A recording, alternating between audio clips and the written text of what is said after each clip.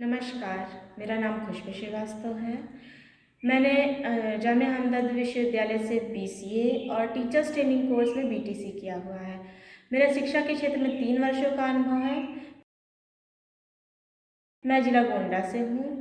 मेरे शहर की विशेषता यह है कि यह श्री राम जन्मभूमि के निकटतम शहर है और यहाँ पर प्रसिद्ध पृथ्वीनाथ मंदिर और शक्तिपीठ देवीपाटन है, जिसके कारण मेरे मंडल का नाम देवीपाटन मंडल भी पड़ा है।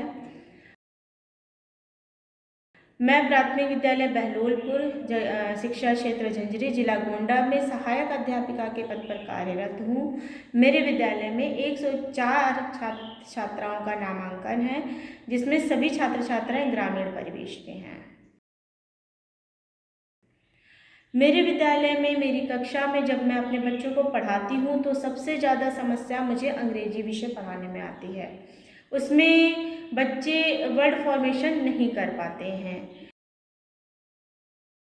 और लेकिन जब से मैं ZIIEI कार्यक्रम के तहत मैंने प्रशिक्षण प्राप्त किया है, तब से मुझे यह पता चला है कि ऐसे बहुत सारे नवाचार हैं जो कि बिना पैसे खर्च किए भी किए जा सकते हैं, और मैंने उन सभी नवाचारों को अपनी कक्षा में कराने का प्रयास भी किया है।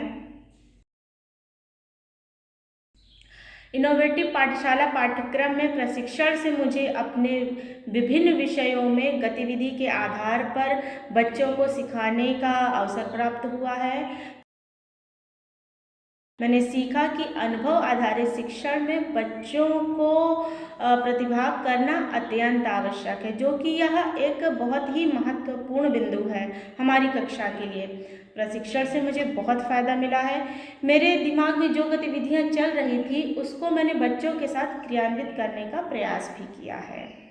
प्रशिक्षण में मैंने ऑनलाइन पढ़ाने के तरीके सीखे हैं और इस कार्यक्रम में मेरा सहयोग ZIIEI के प्रशिक्षक श्री विवेक श्रीवास्तव जी ने किया है, जिन्होंने मेरी आइडियाज़ को सुना है और उन्होंने उन सभी आइडियाज़ को सुधार करने में मेरी मदद भी करी है।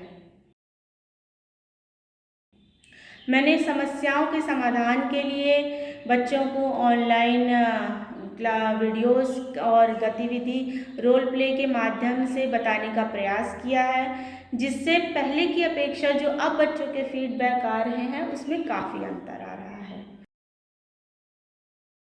मेरा स्कूल रोल मॉडल इसलिए है क्योंकि मैंने उन गतिविधियों के आधार पर बच्चों को बताने का प्रयास किया है और इन सभी प्रयोग के आधार पर बच्चों को सिखाने का भी प्रयास किया है, और इन सभी चीज़ों के लिए मैं श्री अरविंद सोसाइटी और HDFC बैंक को यह मंच प्रदान करने के लिए बहुत बहुत धन्यवाद देती हूँ।